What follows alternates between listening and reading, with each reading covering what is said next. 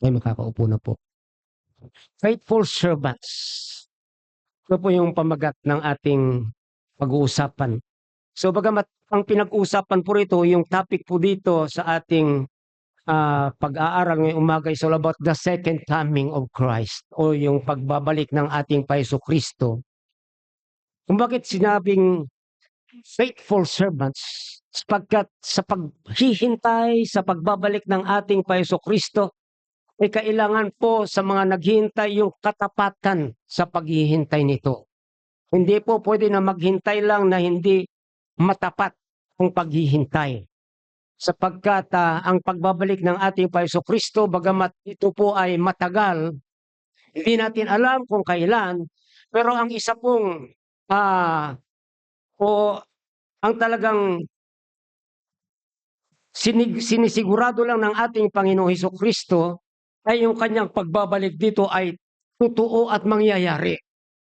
At sabi nga rito sa verse 42, "Watch therefore, for you know not what hour your Lord that come."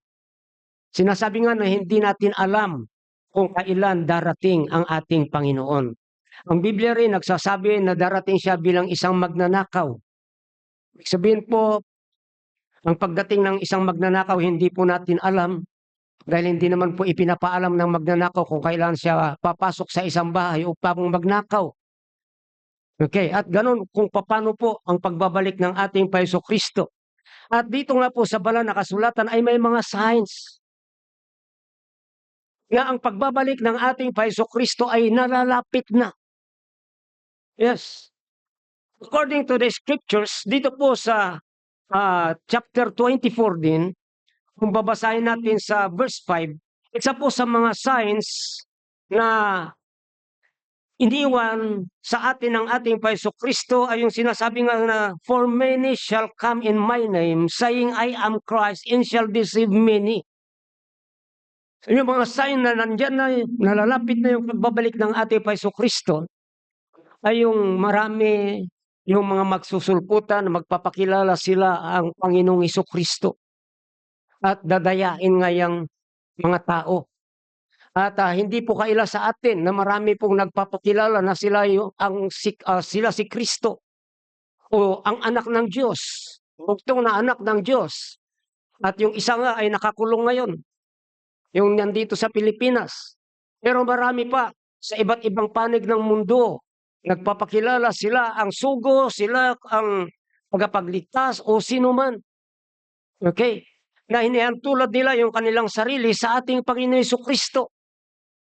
At dahil nagaganap na yan, signs na yan, ito po yung nagpapakita sa atin na malapit na nga po ang pagbabalik ng ating Paiso Kristo. Hindi lang po, yan yung sinasabing sign dito rin po sa chapter 24 verse 6 to 7a. Ang sabi rito, "And ye shall hear of wars and rumors of wars. See that ye be not troubled, for all these things must come to pass, but the end is not yet. For nations shall rise against nations, and kingdom against kingdoms." Yan din po yung mga signs na iniwan sa atin ng ating Paiso Kristo. Wars and rumors of wars. Bagamat matagal na nga po na nangyayari yung mga wars na yan. Pero ito po yung mga signs na talagang totoo ang pagbabalik ng ating Paiso Kristo na dapat nating hintayin ang kanyang pagbabalik. So sa ngayon, matagal na nga yung war sa Russia at Ukraine. 3 taon na yan mahigit. Tapos merong war ang Israel at saka Iran. At doon sa Korea, hindi natin alam, hindi lang masyadong nababalita. Nagkaroon din dyan ng mga barbagang kaguluhan, civil war o ano man. Okay, para patalsikin yung kanilang namumuno sa kanila. Maging Thailand, masyado rin magulo ngayon. Okay? So, kasi nga, ito po ay mga nasa banal na kasulatan yan na ito lang yung nagpapaalala sa atin mga sinyales ng pagbabalik ng ating Panginoong Kristo. Kaya tayo bilang mga mananampalataya, pag sinabing ating hintayin, dapat pakahintayin natin yung pagbabalik ng ating Panginoong Kristo. Not only wars, rumors of wars, not only false Christ will arise, but thirdly, calamities, famines and devastations. At nararanasan natin yan. Sabi kasi rito sa verse 7, and there shall be famines and pestilence and earthquakes in diverse places. Ngayon nga lang, pagka may nababalita ang earthquake, balita lang, marami nang natatakot. Okay. At minsan, ewan ko, nananakot pa yata yung ating mga tagapagbalita. Madalas, merong ibinabalita, the big one na darating. Tinatakot yung mga tao kasi maraming mga tao matatakutin. Okay. Balita lang minsan, inaatake na sa puso.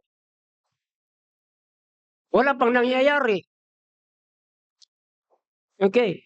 So, pero talagang meron naman ganyan, kaso nga lang hindi na, earthquake, wala naman nakakalam kung kailan yan mag-o-occur. Tama po ba? Yung mga pestilence na yan. Ayan, itong nakaraan, yung COVID na tinatawag na nagkaroon sa buong mundo. Yan po ay pestilence. Kamatay ng mga tao. So, yan din pong mga famines. Yan. So, nangyayari yan sa iba't ibang panig ng mundo. Okay. At hindi natin maiwasan yan kasi nga talagang nangyayari itong mga ito bilang sinyales na nalalapit na yung pagbabalik ng ating Panginoon Jesucristo. Kung wala sanang nangyayaring ganito, pwede nating sabihin ay hindi totoo yung sinasabi ng Biblia.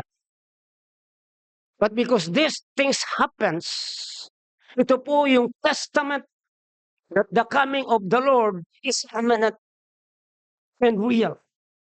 Not only calamities, devastations, conflicts, wars and rumors of wars, false Christ, but also conflicts. Sabi kasi rito sa verse 24 of chapter 24 verse 9 and 10, then shall they deliver you up to the afflicted and shall kill you, and ye shall be hated in all nations for my name's sake. And then shall many be offended and shall betray one another and shall hate one another. Yung pagkakagalit-galit. Okay, minsan magkakapatiran, magkakapag-anak, pamilya. Makita natin, okay, yung kagalit-galit, yung mga leader ng gobyerno, andyan, hindi natin maiwasan, meron talaga yan, okay, na talagang nagpapasimuno ng pagkakagalit-galit. Pero yan po yung nangyayari. Okay, dahil nga po sa ito yung mga testamento na nalalapit ng pagbabalik ng ating Panginoon Jesucristo. At ayun na nga po yung mga false prophets kung tawagin. Ano ba yung false prophets? Ito yung mga nangangaral ng mga palso na ginagamit ang Biblia, pero yung mga pangaral nila ay mga liko at hindi totoo. Okay. Nangangaral din ng maling daan ng kaligtasan at hindi natin maitatwa yan dahil kinagisnan din natin mga turo, yung mga maling katuruan, samot-sari. Okay, nung maliliit pa tayo, nung hindi pa tayo naliligtas, hindi pa natin nalalaman ang daan ng kaligtasan. Ang alam natin noon, gumawa lang ng mabuti, maligtas, sumama sa isang relihiyon, maligtas, magsamba, maligtas, o ano't ano pang mga gawa ay tinuturo sa atin noon ng mga maling katuruan. Okay, at ang mga nagtuturo nito, ito po yung mga sinasabing false prophets. Doon nga sa pinupuntahan natin doon sa Purak. Kahapon nagsumbong sa akin yung dalawang kalalakihan doon ng mga converts. Sila raw ibinarangay ng mga kapitbahay nila doon. Dahil yung merong space doon na sabi nila, dito tayo magpapatayo pastor ng bahay-sambahan. Bagamat hindi sila yung may-ari, pati yung mga tao rin doon, hindi sila yung may-ari. Dahil yung kapitan ngayon sa baba ang may-ari. At nagpapaalam naman sila. So, yun din naman yung kapitbahay. Sinumbong sila sa kapitan, bakit daw magtatayo doon ng bahay-sambahan? Okay. So, makita nyo yung mga ginagawa.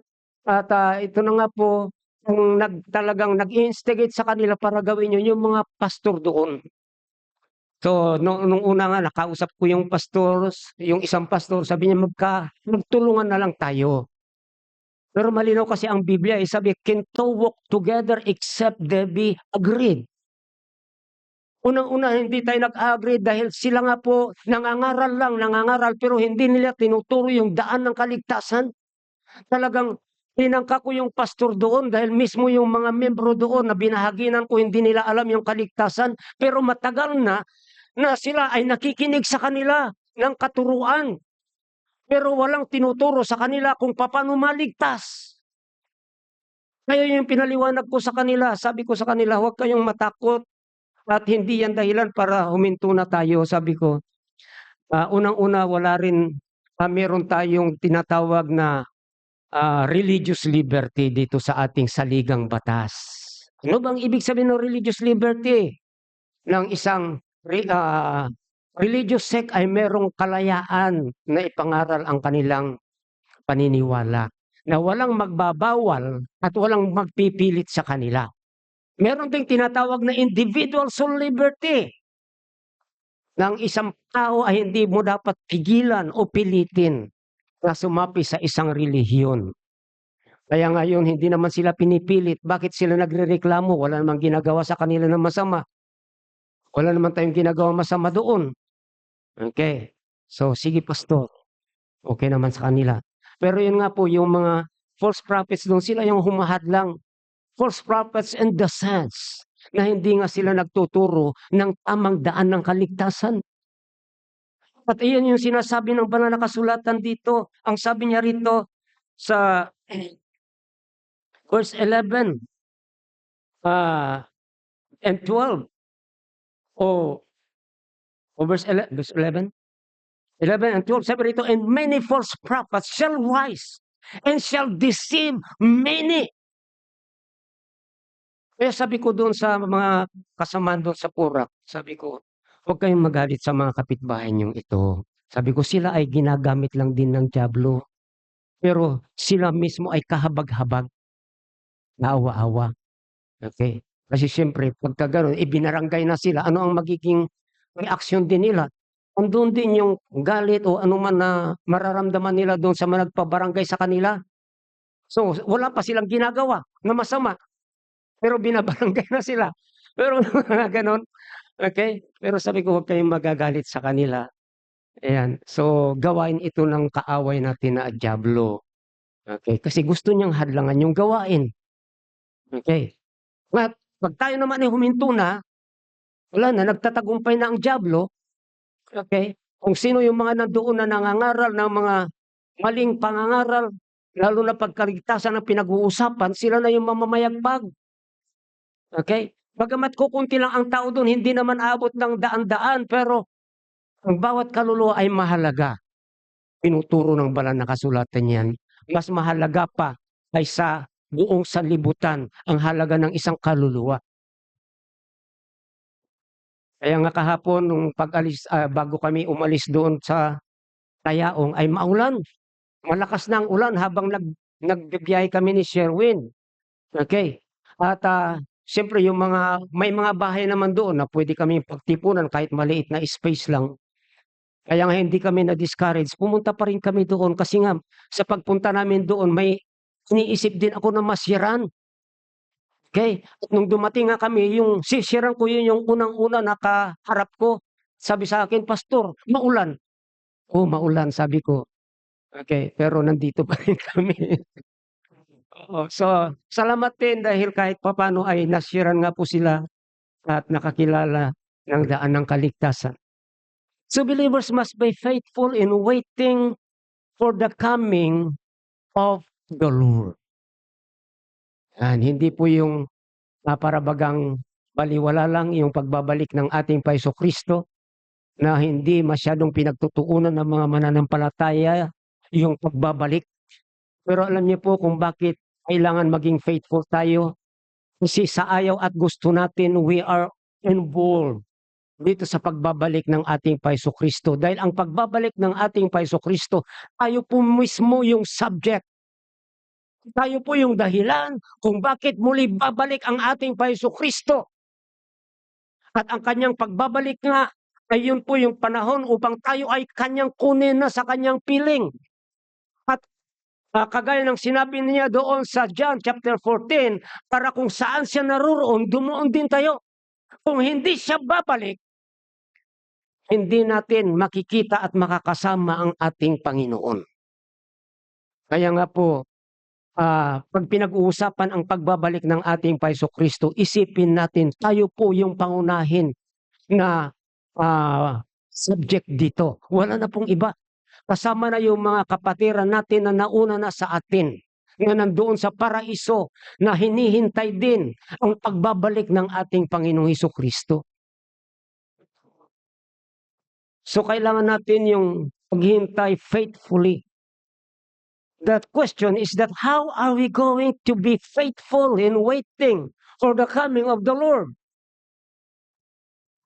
Paano ba maging faithful? Okay, kasi nga, pag pinag-usapan ang pagbabalik ng ating Jesucristo, maraming ayaw niyan. Sabi nila nga, kahit mananampalataya na ayaw ko pa kasi marami pa akong gustong gawin. Okay. So, ibig lang sabihin ay hindi siya concerned sa pagbabalik ng Jesucristo. Pero bilang mga mananampalataya, ito po yung isipin natin. Ang ating main goal ay makarating sa langit. No more, no less. Dapat yan po yung goal ng bawat isa sa atin. Ngayon kung hindi po yung goal natin, meron pa tayong mas mahalagang goal dito sa buong dito sa sanlibutan na ito. Ay mag-isip-isip tayo. Baka hindi tayo totoong ligtas. Kasi wala naman tayong pinangarap sa buhay natin kundi ang makarating sa tahanan ng Diyos at makapiling siya.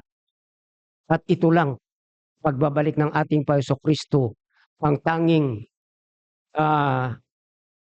dahilan para makapiling natin ang ating Jesucristo. Wala na iba. Hindi po yung maging matagumpay tayo sa mga ambisyon natin, sa mga gusto natin gawin dito sa lupa, sa buhay natin dito. Hindi po yun ibig sabihin kahit gaano ka katagumpay dito sa mundo. Hindi po yan yung dahilan para makasama mo ang Panginoon doon sa langit. Babalik siya. Yan, upang makapiling natin siya. Dahil doon po sa kanyang pagbabalik, pangako niya kukunin tayo ng kanyang mga mananampalataya. Dito nga po sa ating text ay andito po yung ilan mga actions that makes us faithful in waiting for the coming of the Lord. Ano ba ang mga actions na ito na dapat nating gampanan o gawin bilang pagpapahayag ng ating faithfulness sa paghihintay sa pagbabalik ng ating Panginoon? Una-una po na action is that we must be watchful. Ang watchful, mapagbantay. Nagbabantay dapat tayo o mapagbantay tayo sa pagbabalik ng ating Panginoon. Okay, na para bagang yung ikaw ay isang gwardiya. Okay, talagang meron kang binabantayan mo yung mga panganib na darating sa iyo ginugwardiyahan. Okay? At ito rin po, bagamat hindi po ito panganib na nakaamba sa atin. Pero ito po ay tinuturo ng banal na kasulatan sa atin na dapat nating gawin. Sabi nga sa verse 42 and 43, watch therefore. Ayan, sabi niya rito, for ye know not what hour your Lord hath come. But know this, that if the good man of the house had known and what watch the thief would come, he would have watched and have not suffered his house to be broken up. So, mapapansin natin dito yung pagbabantay. Yan. Paano ako magbabantay? Hindi ko nga alam kung kailan darating. Sabihan ng mga pilosopo. Kaya nga magbantay, hindi mo nga alam Para sa ganun ay darating man, at least nandiyan ka. Okay? So, ibig sabihin, nakatunghay ka sa pagbabalik ng ating Jesucristo, hindi yung hindi ka nakabantay, tapos bigla na lamang darating, ay wala pong mangyayari. Ibig sabihin, mabibigla ka na lang. Okay? kasi hindi ka nagbabantay. So paano ba po yung pagbabantay? Ang pagbabantay po unang-una is must be done individually. Ibig sabihin hindi po puwedeng magbantay tayo sa pagbabalik ng Jesucristo na pangkalahatan. Alam niyo kasi merong ngang mga nangyayari itong mga nakaraan, nababalita lalo na noong year 2000. Sabi nila noon millennial ba 'yun? Ano tawag doon? Okay. Na nung pagdating ng year 2000 ay maraming may mga religious sect na nagsabi nga na darating na ang Panginoong Jesucristo that year 2000.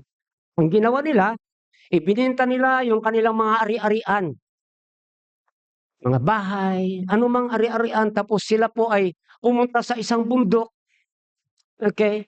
At doon na nila hinintay ang pagbabalik ng ating Panginoong Jesucristo. Hinintay nila na pangkalahatan. Pero hindi po gano'n, individual po ang paghihintay. Pero hindi po ibig sabihin na ibinta natin yung mga ari-arian natin. Okay, papaano na lang yung buhay natin habang hinihintay natin ang Jesucristo? Hindi naman natin alam kung darating na siya mamaya. Okay, so kailangan lang individual lang na talagang nakatunghay lang. Talagang aware tayo na merong darating na Panginoon. Ito po yung ibig sabihin niyan. At hindi po tayo bilang isang iglesia ang magsama-sama na magtipon-tipon at mag-fellowship na lang tayo hanggang sa dumating ang ating Panginoong Jesucristo.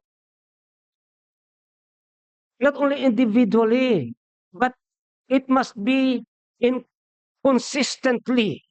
Ibig sabihin, consistent po dapat ang paghihintay. Ano ba yung consistent?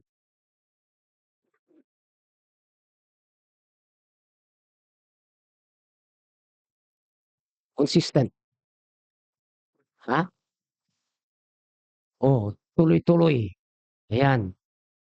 Na ibig sabihin yung talagang halimbawa yung sabi nga kung halimbawa yung mataas ang grade, 'pag sinabing consistent ay bawat grading period mataas. Okay, consistent po 'yon na ibig sabihin. Hindi bumababa o hindi talaga pumapalya. Okay. At gano'n din yung ating paghihintay, hindi dapat tayo pumapalya sa ating paghihintay sa ating Panginoon. Hindi yung mainit tayo ngayon, maya-maya malamig, okay? Hindi yung buo yung ating pagbabantay ngayon, maya-maya wala naman tayo sa pagbabantay, okay? Papaano kung yung nawala tayo sa pagbabantay, saka naman darating ang Panginoon? Tingnan niyo po rito sa Matthew 25 verse 6 to 13. Basahin ko sa inyo. Ito po tungkol sa mga virgins na naghihintay sa pagbabalik ng hari o ng Panginoon. Merong 5 diyan na foolish, meron ding wise. Dito 6, sabi rito, and at midnight there was a cry made, behold, the bridegroom cometh, go ye out to meet him. So ito'y patungkol pa rin sa pagbabalik ng Jesucristo ang topic dito. Ang sabi rito, then all those virgins arose and trimmed their lamps. And the foolish said unto the wise, give us of your oil, for our lamp are gone out. But the wise answered, saying, not so, lest there be enough for us and you. But go ye rather to them that sell, and buy for yourselves. And while they went to buy, the bridegroom come, and they that were ready went and with him to the marriage, and the door was shut. Afterwards came also the other virgins, saying, Lord, Lord, open to us. But he answered and said, verily I say unto you, I know you not. Wherefore therefore, for ye know not, what's ye therefore, for ye know not, neither the day nor the hour wherein the Son of Man cometh. So, yung pagwawats pa rin pinag-usapan dito. Merong 5 na foolish na hindi nakasama nung bumalik ang Panginoon dumating. Ang dahilan, hindi sila watchful kasi nga nalingat sila. Okay? Nung panahon na nandyan na, napapabalita na, nalingat sila kasi nga wala silang panggas sa kanilang ilawan. So ang ginawa nila, umalis muna sila sa pagwa-watch at bumili. Okay, yung pag-alis nila, ayun na nga po, yun po yung dating din ng Panginoon. Kaya nga po, tayo rin po ay dapat consistent po. Ibig sabihin, huwag po tayong aalis sa pagbabantay sa pagbabalik ng ating Paiso-Kristo. Huwag po tayong magpapabaya. We should be consistently watchful para sa ganun hindi po tayo matulad dito sa 5 birgin. Okay. Lalo-lalo na pagbabalik ng ating Paiso-Kristo ay panandalian lamang. Bagamat sinasabi naman na pagligtas, kasama tayo sa mga kukunin ng ating Panginoon. Ang problema lang sa mga pag hindi tayo nagwa-watch kasi ay wala tayong reward na matatanggap pagdating ng ating Panginoon. Kasi nga merong tinatawag na reward doon sa mga matapat na naghihintay sa pagbabalik ng ating Panginoon Jesucristo. Anong reward yun? Crown? Behold, there is laid for me a crown of righteousness. Tama ba yun? Hindi lang ako, sabi ni Paul, kundi maging doon sa mga matapat na naghihintay sa pagbabalik ng ating Panginoon. Kaya mahalaga po yung pagbabantay sa pagbabalik ng ating Panginoon Kristo. Individually, consistently, continuously. Yun nga po yung tuloy-tuloy. Okay? Na walang patlang. At pang-apat po yung perseveringly. Ayan, ano ba yung perseveringly? Na ibig sabihin, marami man tayong daraanan na mga pagsubok habang naghihintay tayo. Pero huwag tayong bibitaw. Ibig sabihin, marami man mga kahirapan tayong daranasin habang hinihintay natin ang pagbabalik ng ating Panginoon Kristo. Pero we have to persevere. Magpatuloy lang tayo. Huwag tayong give up sa paghihintay, sa pagbabantay, sa pagbabalik ng ating Panginoon. Kagaya nung ako'y nagugwardya, panggabi, bago pa lang ako nagwardya noon, 18 anyos. Itinalaga ako na maggwardya sa isang bahay. Kung bakit may gwardya yon, kasi anak ng presidente ng bangko. Tapos, hindi pa matagal na panahon, ilang buwan pa lang nakakalipas, sila ro ay niluuban. Okay? So pag nagwardya na ganyan, gabi, dapat walang tulog. So talagang persevere kasi maraming lamok. Pangalawa, puyat. So anong gagawin ko? So, ginawa ko lang, sige, kape na lang ng kape. Maya-maya sumakit na yung tiyan ko. Pero mas maganda nun kaysa yung katulog ako, paano naman kung makatulog ako tapos meron na magpapasok na magnanakaw? Sinong may kasalanan doon?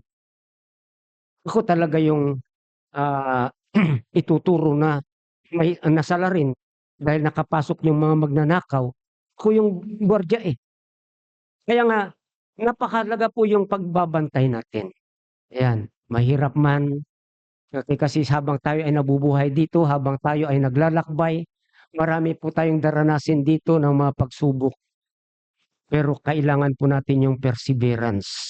Hindi yung pagod na ako sa paghihintay. Ang tagal-tagal na. Wala naman. Okay. So, alis muna ako. Ayan. Saka na lang ako magbantay.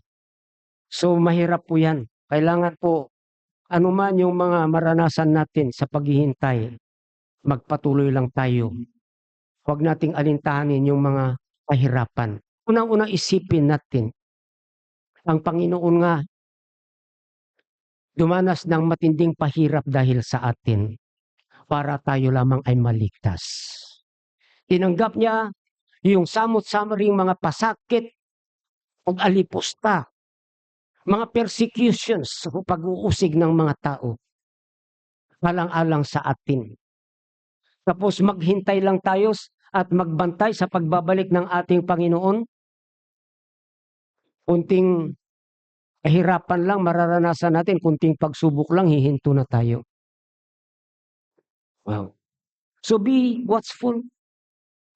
Second action that makes us faithful in waiting for the coming of the Lord is that we must be ready. Yung pong kahandaan. Laging handa. Sabi nga doon sa Boy Scout. Ewan ko kung sino nakaranas sa'yo magiging Boy Scout. Ang motto ng Boy Scout is always ready.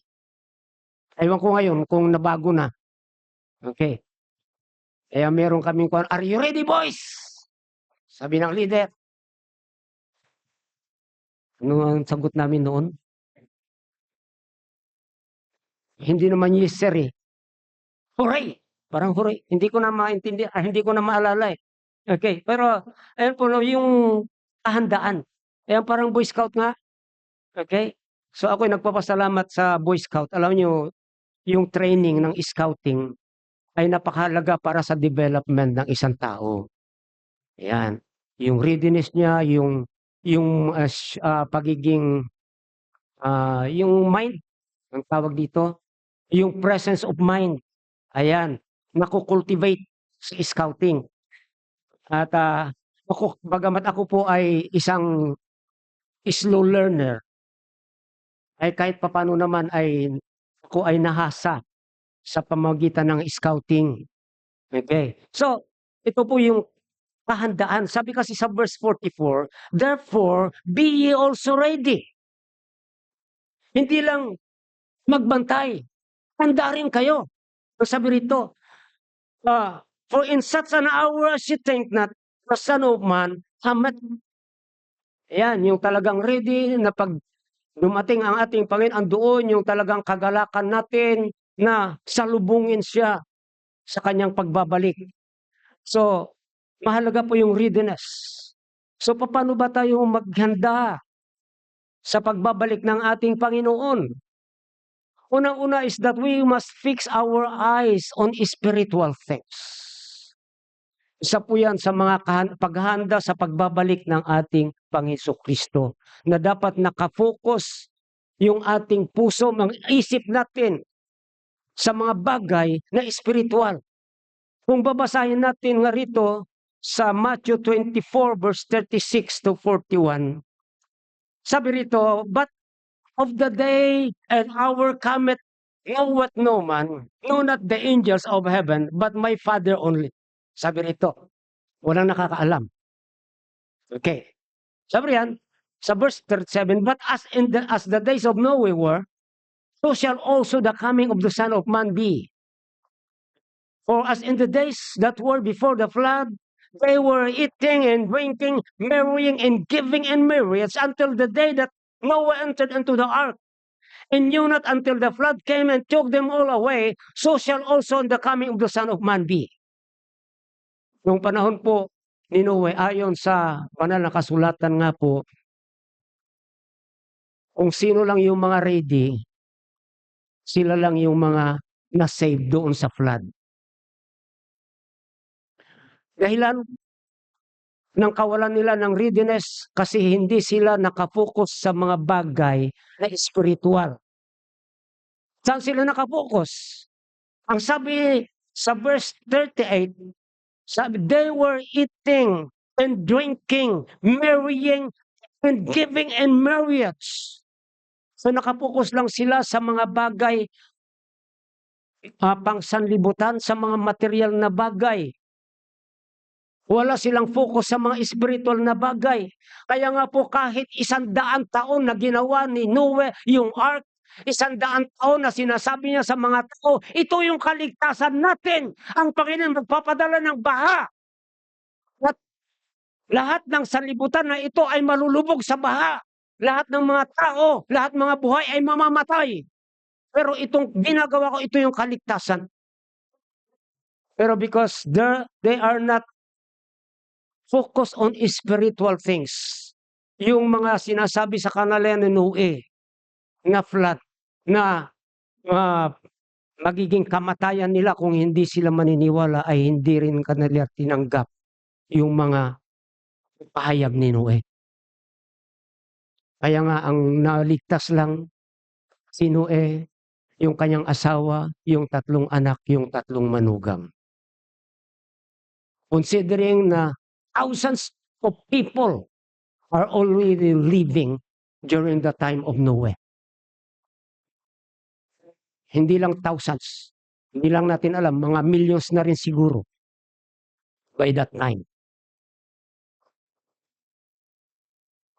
Kasi yung si Methuselah na umabot ng 969 years old, namatay siya during the year of the flood. Hindi siya kasama sa flood bago mangyari yung flood, pero that year ng flood, doon po namatay. Ibig sabihin, siya nga umabot na ng 969, almost 1,000 years na. Ilan na ang mga tao na ipanganak during his time?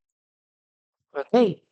So, maobserba nga natin dito sa mundong ito, ayan, so kung ikumpara natin ang populasyon natin 30 years ago, 50 years ago, ay makikita natin kung gaano kalaki na ang itinaas, in-increase ng ating populasyon.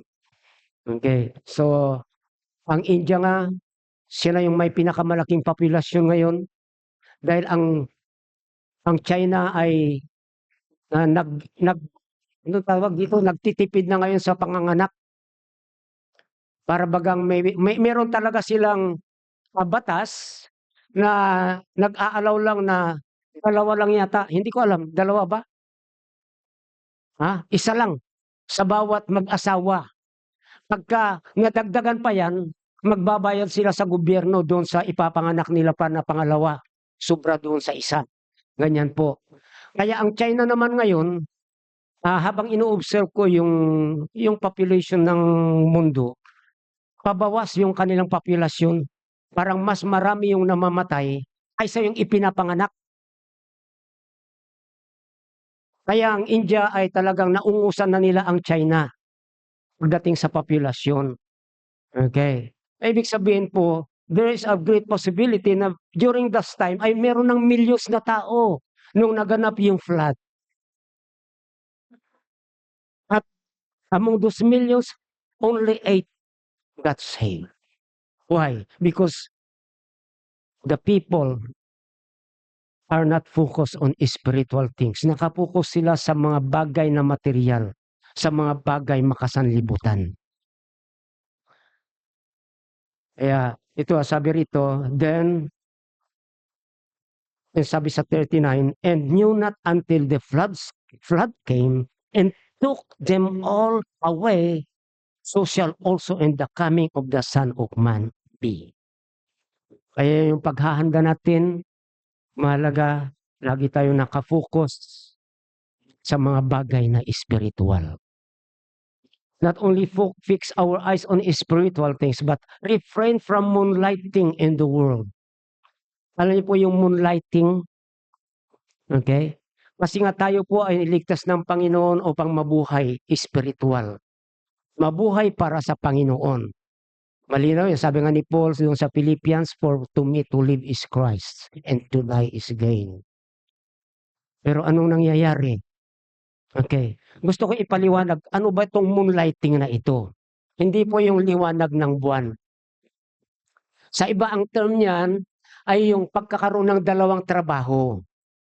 Okay. Sa kapulisan, pag sinabing moonlighting, sa pulis kasi, hindi pwede yung magkaroon sila ng 2 job. Pulis sila, pulis lang sila. Okay. Yung moonlighting, na yung parang pulis na, tapos nagsisilbi halimbawa na bodyguard ng mga politiko. Okay. So that is moonlighting. Kagaya nga po nung nangyari na merong naipost sa YouTube na yung si Duterte, yung anak ni Duterte na mayor ng Davao, ay merong kinakastigo, merong sinasaktan na tao. Yung palang sinasaktan niya, bugaw. Kasi yung bugaw na yan ay inutusan nung anak ni Duterte na manguha ng mga babae para sa kanyang mga bodyguards, kasama na siya. Ngayon, meron yatang isa na nagreklamo na wala siyang babae. Ang ginawa ng batang Duterte na yan, tinawag niya yung tao na yun, tapos sinasaktan. Dahil nga sa hindi na ibigay yung babae doon sa bodyguard. So ngayon, mayroong lumabas na investigasyon na yung mga pulis pala na yun, ng mga bodyguard, ay on duty. Pero they are moonlighting as bodyguards. Okay? So ganun din po tayo, huwag po tayong mag-moonlight sa sanlibutan na ito. Okay? Na ibig sabihin po, kung tayo ay niligtas para mamuhay para sa Panginoon, huwag tayong mamuhay para sa sanlibutan. Okay? So, kaya meron din sinasabi sa banal na kasulatan doon sa Matthew chapter 6 na you cannot serve two masters. No man can serve two masters, either he will hate the one and love the others. Huwag po tayong mamangka sa dalawang ilog. Ayan din po ang ibig sabihin ng kasabihan. Huwag po tayong maglingkod sa Diyos at maglingkod sa sanlibutan. Gusto ng Panginoon, sa Panginoon lang tayo. Okay, kaya nga po, ito po yung yung readiness natin. Huwag po tayong magiging seal sa ating Panginoon. Huwag po tayong magiging adulterous sa ating Panginoon. Sa Panginoon lang tayo. Kaya nga po, refrain from moonlighting in the world, na parabagang nabubuhay tayo, na paragang kasanlibutan. Pero marami pong mga mananampalataya ngayon na ganyan. Mas pinipili nila na mamuhay na parabagang kasanlibutan sila. At hindi alintana na sila ay mga mananampalataya ng ating Panginoon. So, ito po ay pagpapakita na ng walang kahandaan sa pagbabalik ng ating Panginoon. Kung ang isang mananampalataya ay handa, talagang nakapokus lang siya sa mga spiritual na bagay, talagang Panginoon lang siya at hindi siya nagdadalawang yung sinasabi na talagang parang nangangaliwa. Pwede rin sabihin ganyan. Isa rin kasi sa mga synonym nito, moonlighting eh. Okay, yung parang nangangaliwa. Okay. O kahit traidor. Ayan, trina-traidor natin ang Panginoon dahil sa pagpunta natin sa sanlibutan. Refrain from moonlighting in the world, fix our eyes on spiritual things, and cease from worldly pleasures. Ito na po. Ano ba yung cease from worldly pleasures? Minto na tayo sa mga pleasures na ibibigay ng sanlibutan. Okay. So kasi ito po yung kaagaw niyan. Kung tayo ay nag-i-enjoy sa mga kasiyahan sa sanlibutan, ibig sabihin din na wala tayong kahandaan upang sumalubong sa ating Panginoon sa kanyang pagbabalik. Kaya nga, kung babalikan nga natin itong Matthew chapter 25, verse 38, muli. Ito po yung talagang nangyayari noon. Sabi rito, for us in the days of Noah, before the flood, they were eating and drinking, marrying and giving in marriage. So talagang sila po ay nag-i-enjoy sa mga pleasures ng sanlibutan na ito. Ito po yung mga drinking. Hindi po pag-inom ng tubig ito, kundi pagpapakasaya sa laman. Yung ginagawa nila dito noon. Okay, yung pakikipag-asawa. Yan. Worldly pleasures lahat to. Ito yung inaatupag nila noon. Mga gawa nila. At wala silang kialam sa mga bagay na spiritual. In short, hindi sila handa. Kaya nga, nung dumating yung flood, sabi rito, it took them all away. Ang hirap po, no? Pagka hindi tayo handa. Kaya bilang mga anak ng Diyos, tiyakin po natin na handa tayo sa pagbabalik ng ating Panginoon. Focus lagi sa mga bagay na spiritual. At yung pagmumoonlighting sa sanlibutan, iwasan na natin yan. Okay. Walang maidudulot yan na mabuti para sa ating buhay mananampalataya. Hindi sinasabi ng Biblia na huwag na tayong magtrabaho. Walang problema sa pagtatrabaho. Okay. Pero yun nga po, huwag po tayong mamuhay na parabagang taga-sanlibutan. Then, cease from worldly pleasures. Nawa ang kasiyahan natin ay yung mga kasiyahan na nakukuha natin sa mga bagay na espiritual. at hindi sa mga bagay na inaibibigay ng sanlibutan na ito. Minsan may mga Kristiyano na enjoy sa sanlibutan. Okay. Pero hindi po yan nakakatulong pagdating sa ating paghahanda sa pagbabalik ng ating Panginoong Jesucristo. Naway ang kagalakan natin ay yung mga gawaing espiritual. Minsan nga, yung huling prayer meeting ay overnight, nalulungkot ako dahil kukunti yung uma-attend na ng overnight prayer meeting. Hindi ko alam kung bakit. Yun yung gawaing espiritual. Sabi ko nga, yung mga nag-overnight nga sa mga sanlibutan, enjoy na enjoy sila. Okay? Pati yung nag-overnight sa mga libingan pagka All Saints Day, masaya sila kahit umuulan pa minsan. Nandoon sila. Pero yung mga Kristiyano, overnight prayer meeting, hindi ko alam bakit ganun. Ayan, ginagawan pa natin ng paraan. Itinataon natin na kinabukasan ay walang pasok. Para sa ganun, puyat man, at least magpahinga na lang, matulog. Pero ganun pa rin ay hindi masyadong nasusuportahan yung mga ganong gawain. Okay, pero alam ko, pag pagpuyat yan, para sa kasiyahan ng laman, maraming dadalo dyan. Nakakalungkot lang na senaryo. Pero yan po yung talagang nangyayari. So we must be ready, we must be watchful, and thirdly, we must be doing. Sabi rito, sa verse 46, blessed is that servant whom his Lord, when he cometh, shall find so doing. Gumagawa. Yan. So hindi po gumagawa sa sanlibutan, hindi po busy sa sanlibutan ito. Gumagawa. Okay.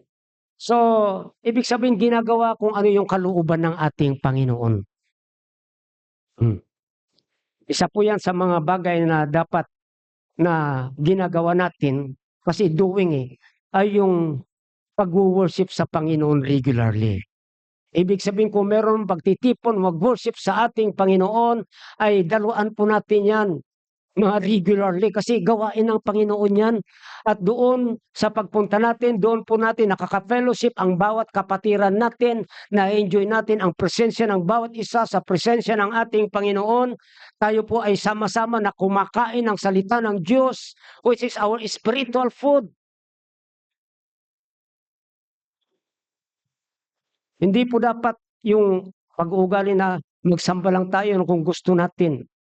So kung babasahin natin ang banal na kasulatan, ang pagsamba ay requirement sa isang mananampalataya ng Diyos.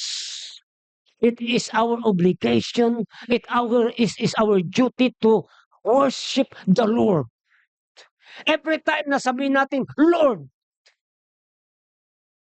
ay dapat din, yan po yung nag-instigate sa atin upang sumamba sa Kanya. Kasi yung pangalang Lord ay nagre-require ng pagsamba. Okay. Huwag na lang natin tawagin siyang Lord kung hindi natin siya sasambahin. Kasi yun talaga yung hinihingi ng pangalang Lord. Yung pagsamba.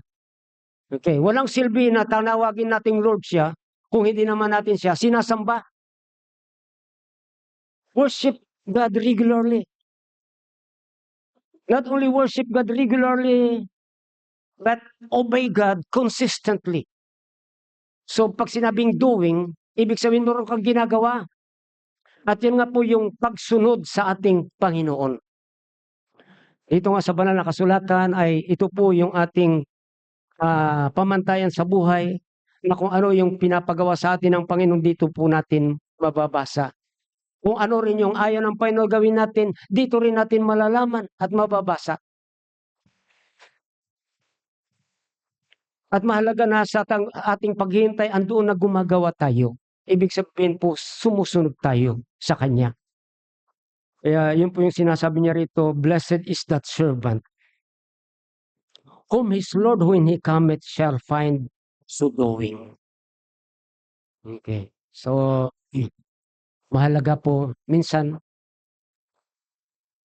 pagka walang nakatingin sa mga manggagawa, andiyan may naglalaro lang diyan, may mga naglalakwatsa, may mga hindi talaga gumagawa. Pero 'pag nakita na yung kanilang supervisor o boss, saka sila gumagawa. So, ang paggawa po ay kahit walang nagsu-supervise sa atin, ay gumagawa tayo, kumikilos tayo. Lalo na sa amin mga pastor, minsan sinabi ko nga sa mga kapastoran dito, wala po tayong supervisor dito. O meron man, walang iba na supervisor tayo kundi ang ating Panginoon. Ako na pastor dito ng Sending Church, ay hindi ako ginawang supervisor ninyo para isupervise ko kayo sa inyong paggawa. Yun yung sinasabi ko. Pero kahit man wala tayong supervisor, andiyan naman ang Panginoon. Kahit walang nakakakita sa inyo, gawin nyo kung ano yung mga dapat nyong gawin. Okay. Nakakalungkot kasi kung bakit sinasabi ko sa kanila yan, dahil talagang nag-enjoy na lang yata sila na mamuhay, na gano'n lang, walang ginagawa. Okay, pero bilang mga pastor, siyempre, meron silang tungkulin na maglingkod sa ating Panginoon. Ibig sabihin, gawin kung ano yung pinapagawa sa kanila ng Panginoon. Ngayon, hindi lang po pastor ang lingkod ng Diyos, kundi bawat mananampalataya ng ating Panginoon, bawat mananampalataya ng Panginoon ay may tungkulin na maglingkod sa Diyos. At isa po sa mga bagay ay, yun nga po, tignan natin kung ano yung mga pinapagawa sa atin ng Panginoon at sundin natin. Sa pagsunod natin sa ating Panginoon ay ibig pong sabihin nagagawa natin kung ano yung mga tungkulin natin na dapat gawin. Hindi yung alam mo ikaw ay mananampalataya ng Panginoon, alam mo na ikaw ay ligtas, alam mo na ikaw ay anak ng Diyos, alam mo na ikaw ay patungo sa langit, masaya ka na pero wala kang ginagawa. Sa pamilya nga, kahit anak yan, meron din ginagawa yan na tungkulin.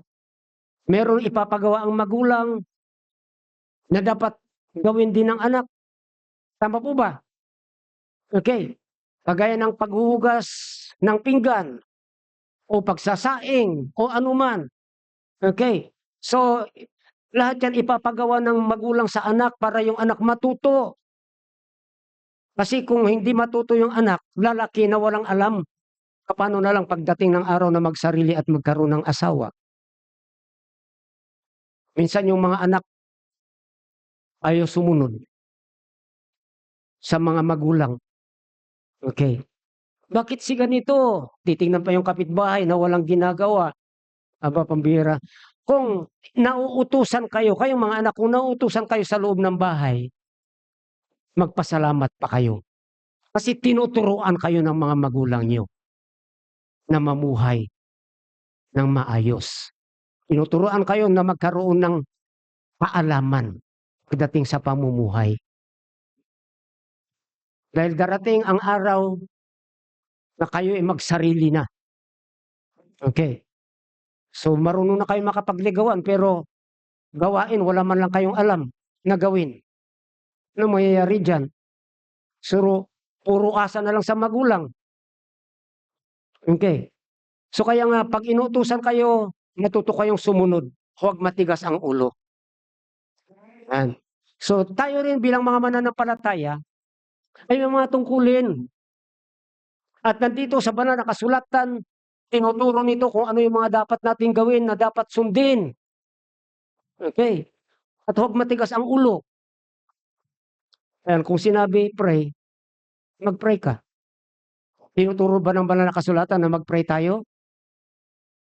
Kaya alam nyo nga yan eh. 1 Thessalonians 5:17. Oh, okay? Pray without ceasing.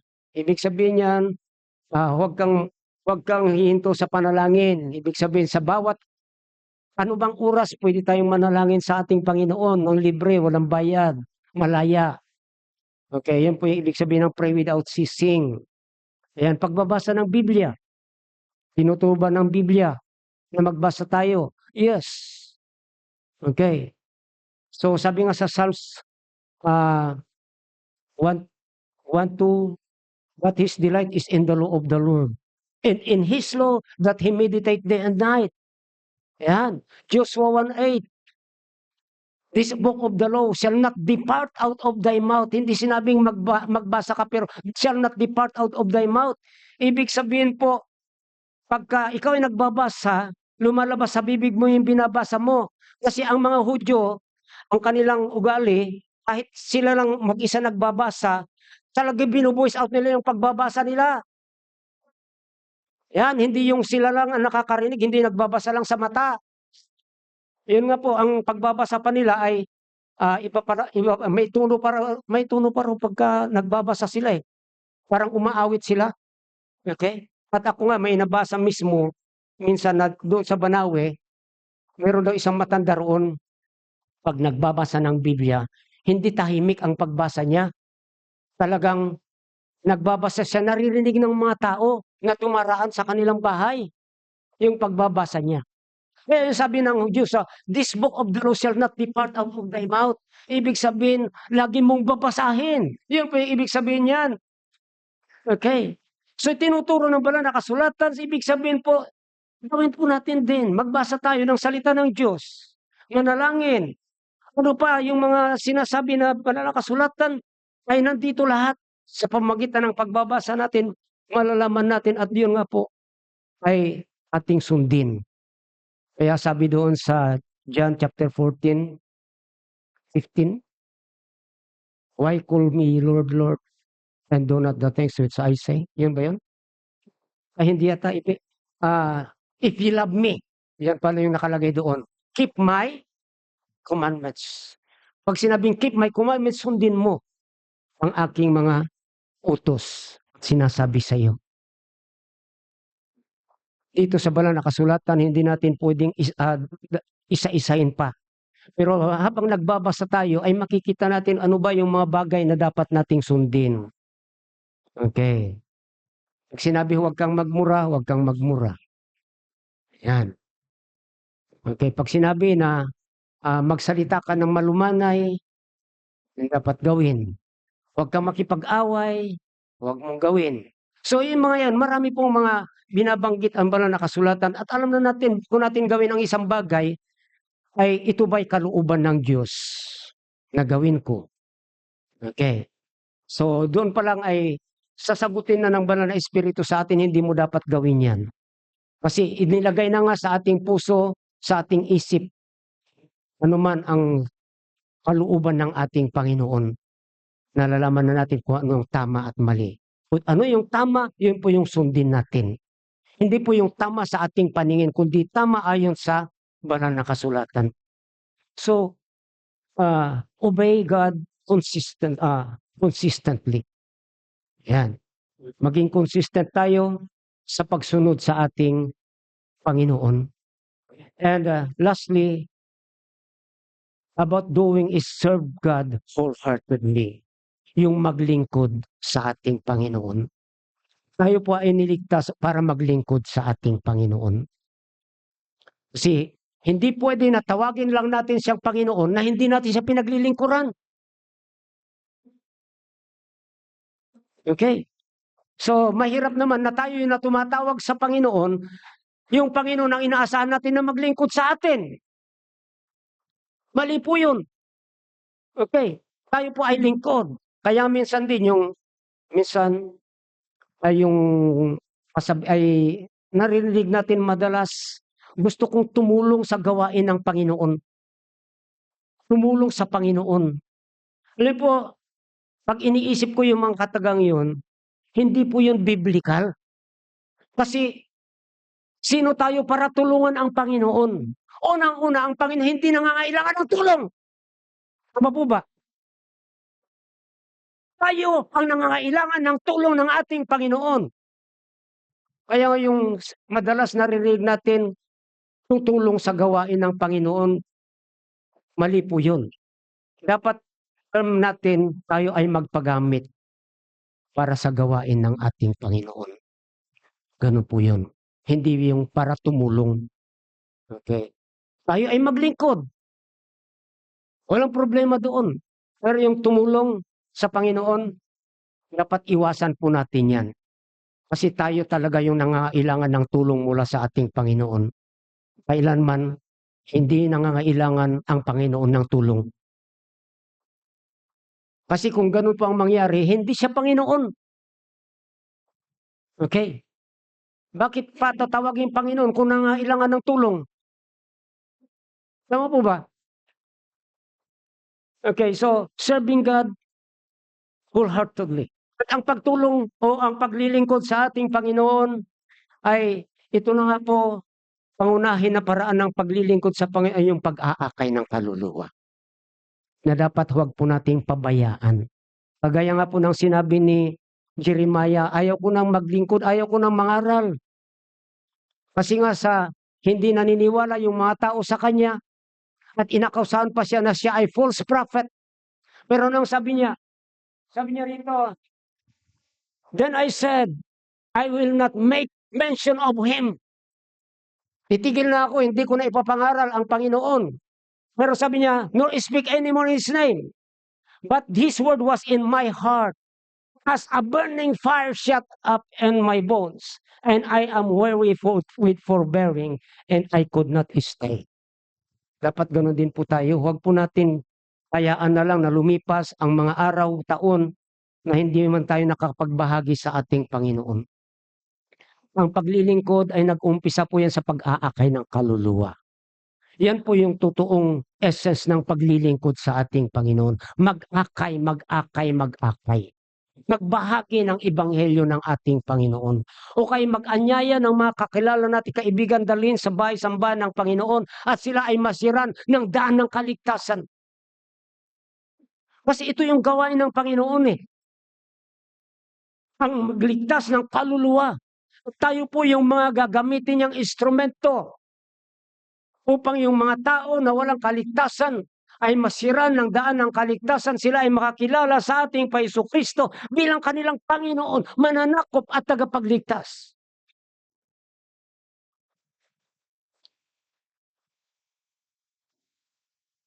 Kaya nga po, pag sinabing doing, hindi po yung busy tayo sa mga ginagawa natin, sasabihin natin naglilingkod na tayo.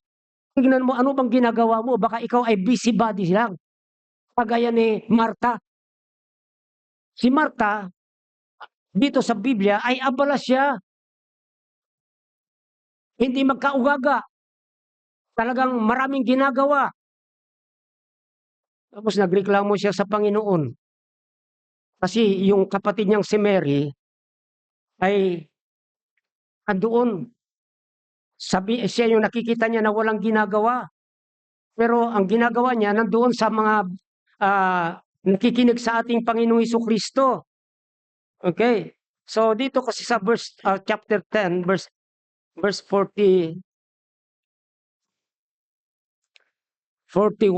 hanggang 42. Ito po yung sabi rito. But Martha was cumbered about much serving. Serving po ang sinasabi rito, naglilingkod. Okay. Pero yung paglilingkod niya, pinagkakabisihan niya, hindi po maglingkod sa Panginoon. At sabi nga rito, and came to him and said, Lord, dost thou not care that my sister hath left me to serve alone? Bid her therefore that she help me. O, akala ni Mary, okay na yung ginagawa niya kasi naglilingkod, nagpe-prepare ng mga kain. Tapos si Mary, hindi tumutulong doon sa pagpe-prepare. Sabi nga ng Panginoon sa kanya rito sa 41, and Jesus answered and said unto her, Martha, Martha, thou art careful and troubled about many things. Sabi, ikaw ay busybody. Ang dami mong pinagkakaabalahan. Okay. So, hindi naman masama yun. Yung nga lang, ang masama, wala siyang pakialam sa mga bagay na espiritual. Naglilingkod siya, pero walang kinalaman sa paglilingkod sa ating Panginoon. Yan. Kaya nga rito sa 40, ang sabi, but one thing is needful, and Mary hath chosen the good part, which shall not be taken away. Yung kinukot siya doon na walang ginagawa, siya yung approve sa ating Panginoon. Bakit? Kasi andoon siya nakikinig sa ating Panginoon. Wow. Kaya nga po yung pong pagse-serve sa ating Panginoon ay kahit marami tayong ginagawa, tignan natin mayroon bang kinalaman sa mga bagay espiritual yung ating ginagawa. Okay. O baka naman lahat ng ginagawa mong yan ay para lang sa laman. Para lang sa pangangailangan natin physical, hindi espiritual.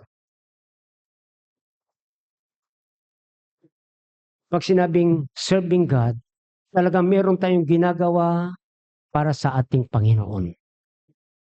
At yun na nga po, lagi kong pinapaalala, safe dito nga na paggawa na talagang ginagawa natin para sa Panginoon, mag-akay tayo ng kaluluwa.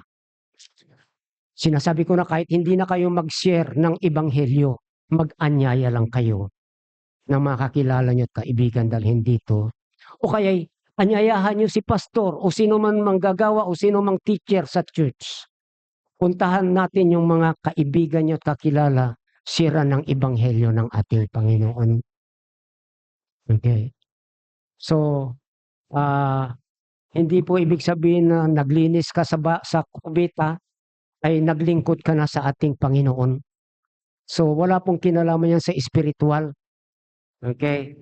So, lalo-lalo dito, pagdating sa paglilinis sa kubita, wala yata talagang gustong maglinis eh. Ayan, minsan pa nga. Ayan, pati yung inaasahan maglinis, wala. Pagkatapos maligo, ganun lang yung mga tubig doon. Hindi man lang matuyo yung flooring. Okay. So, kaya nga po, tignan po natin, are we faithful in waiting for the coming of the Lord? Tayo po ay hindi pwedeng ipuwera yung sarili natin dito because we are the ones involved in the coming of the Lord. Tayo po yung subject ng pagbabalik ng ating Paiso-Kristo. Kung babalik siya dito dahil sa atin, hindi po kung sino paman. Dahil sa atin upang tayo ay kunin. Ang tanong, are you waiting faithfully on the coming of the Lord? Set your heart on the coming of the Lord. Yan po, bigyan po natin ng pansin yan. Pagbabalik ng ating Panginoon. Pagtuunan natin ng pansin yan. Nasa trabaho man tayo, dapat naiisip natin yung pagbabalik ng Panginoon. Manalangin kayo, pwede yung isama sa panalangin, Panginoon, bumalik ka na po. Maaaring nagsasawa na kayo sa buhay dito, sa mundong ito, sa mga pagsubok. Gusto niyo lisanin tong mundong ito, tanging paraan lang ang pagbabalik ng ating Panginoong Hesukristo. Kasi totoo, pag dumating ng Panginoong Kristo at kunin na tayo, yan na yung katapusan ng lahat ng mga negatibong bagay na naranasan natin dito sa lupa. Lahat ng mga pasahirap, lahat ng mga pasakit, lahat ng mga pagdurusa, lahat ng mga pagsubok. Lahat ng anuman mga ayaw natin dito na nangyayari sa atin, yan, pagbabalik ng Panginoong Kristo ang maging maghudyat upang matapos na ang lahat ng ito. At lahat din ng mga gusto natin, kagalakan, kasiyahan, karangyaan, yan naman yung mararanasan na lang natin sa piling ng ating Panginoon. Wala nang anumang negatibong bagay na mararanasan tayo pagdating ng ating Panginoong Kristo na kapiling na natin siya. Kaya always consider the coming or that the coming of the Lord will happen at any moment. Yan dapat yung ilagay natin sa puso't isipan natin. Huwag po nating isipin matagal pa ang pagbabalik ng ating Panginoon. Kundi isipin natin ang pagbabalik ng ating Panginoong Kristo ay magaganap anumang oras.